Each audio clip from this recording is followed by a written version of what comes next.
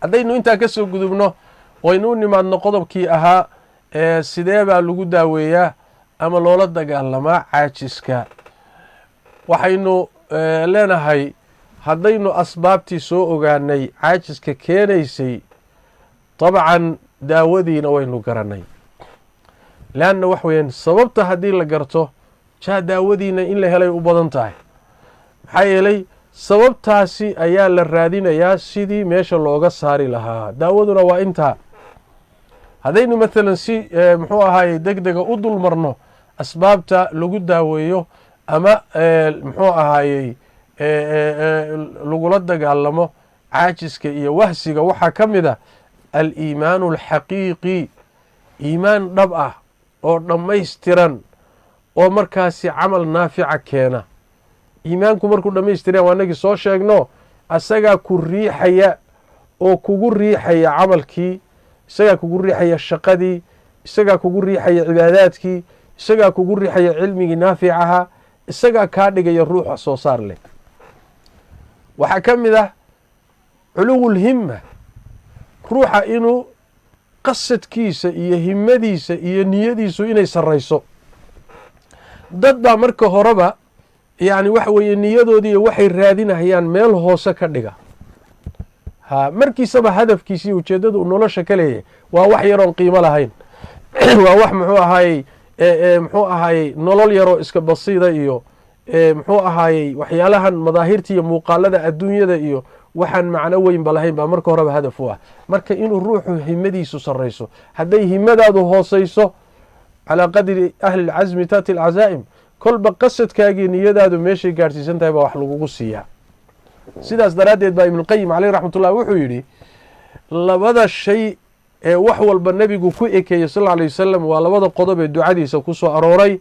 allahuma ina nas'aluka athabaata fi اlamri wاlcaziimata cala اrushdi.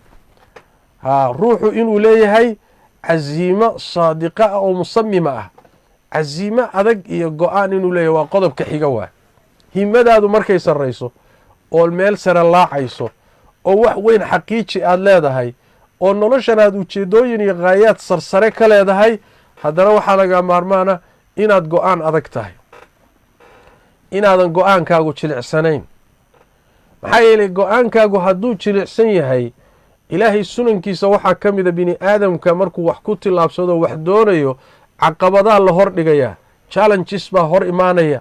wuxuu rabay durbal lama fududaynayo, waxaa la tijaabinayaa oo la ikhtibaarayaa oo la ibtilaynayaa bal ilaa heerka ay gaadhsiisan tahay sabirkiisa iyo sida uu ugu sabri karo ama ugu sabrayo inuu gaadho meeshuu u socdo. marka caqabaad wax yar markay kaa hor yimaadaan, haddaadan lahayn niyadii iyo casiimadii aad kaga gudbi lahayd, haddii aadan lahayn sabirkii iyo adkaysigii aad ku jiidhi lahayd waxyaalaha kaa hor imaanaya, ayadana waxba ma xaqiijin kartid.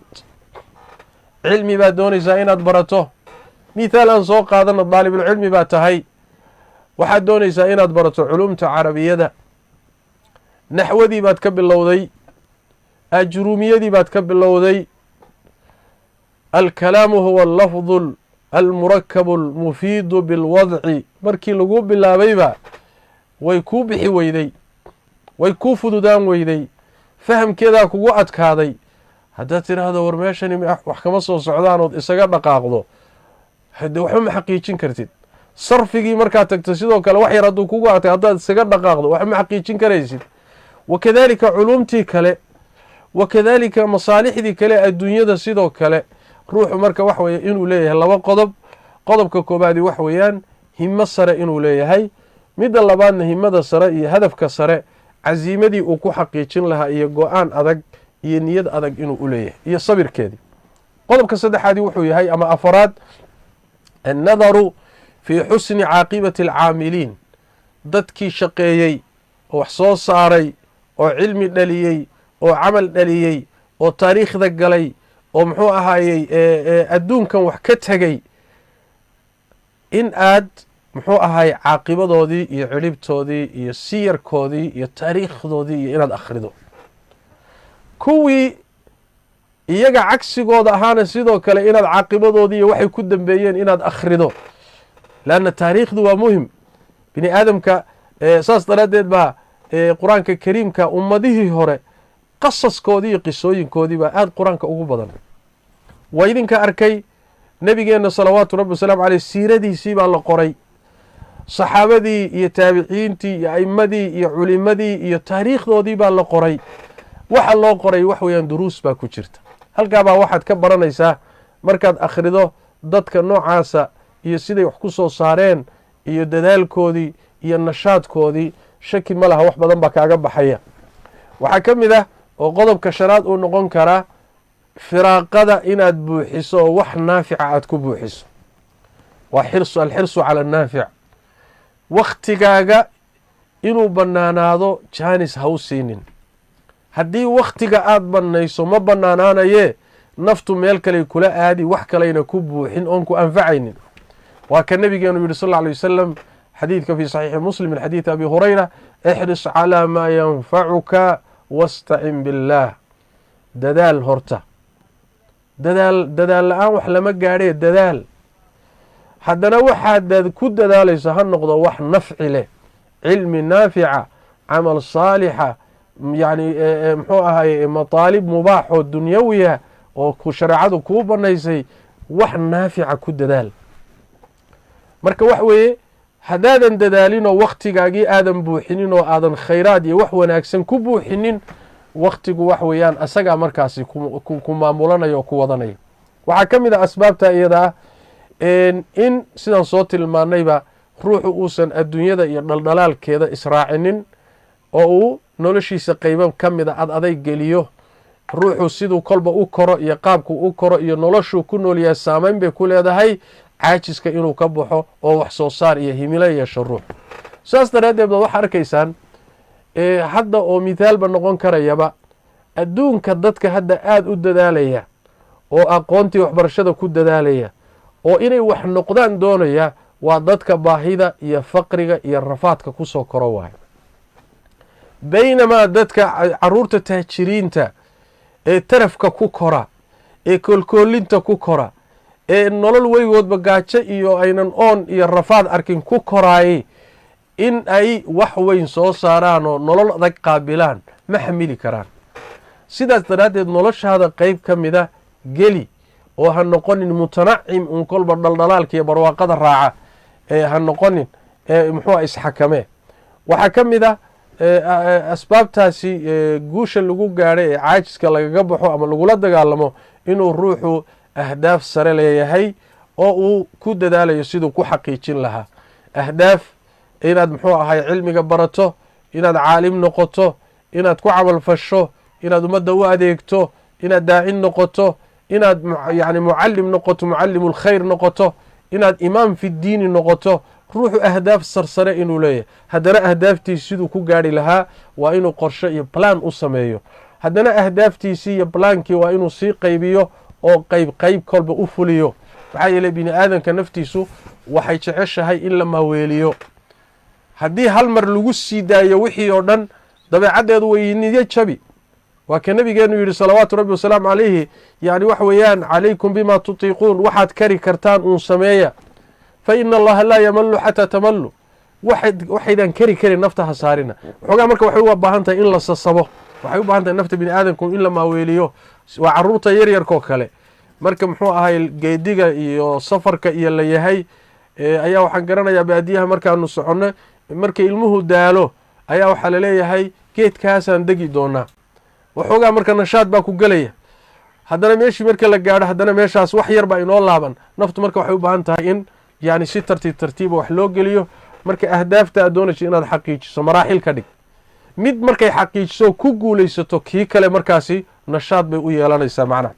waxaa ka mid ah saan horeyba usoo sheegnay cuntada iyo cabitaankaagu inayna xadgudub noqonin ee dhexdhexaad ka dhigto. wakadaalika hurdada iyadana waan kasoo sharaxnay.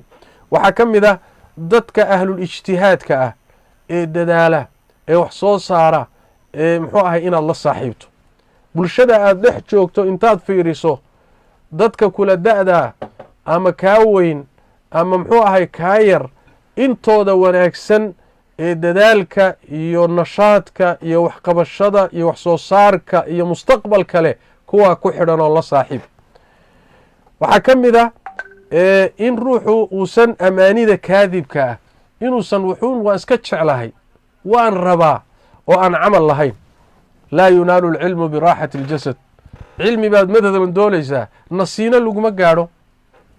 wax weyn baad doonaysaa inaad xaqiijiso nasiino laguma gaadho. waxan kadaata ilaahay baa sameeyey, wuxuuna u sameeyey kolba sida dadaalku addoonku u sameeyo bicawni illaahi tabaaraka wa tacaala in wax lagu siiyo. waxaa ka mid ah asbaabta iyada ah saan horeyba u sheegnay culimmadii hore raggii wax soo saaray, raggii muddo kooban yani wax injaazaadka waaweyn sameeyey, raggii dhinacyo fara badan wax ka soo saaray, ama ha noqoto masaalixda adduunyada ah ama masaalixda diiniga ah, raggii ummadda hogaamiyey, cilmi ku hogaamiyey, aqoon ku hogaamiyey, wax weyn ka tegey, raggaas siyarkoodii iyo taariikhdoodii in aada loo akhriyo waa miduu leeyahay alimaam ibnu jawzi caleyh raxmat ullah.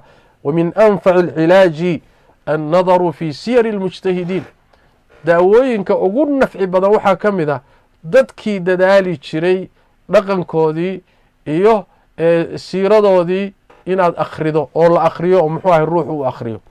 waxaa ka mid ah asbaabta iyada oo ugu muhiimsan walaalayaal, hoosta ka xariiqa qodobka isaga ah, alisticaanatu biاllahi tabaaraka wa tacaala walisticaadatu bihi, inuu addoonku ilaahay kaalmaysto, isaga awooddiisa iyo xooggiisa inuu ka beri noqdo meel iska dhigo oo rabbigii tabaaraka wa tacaala tala saarto, talada u dhiibto.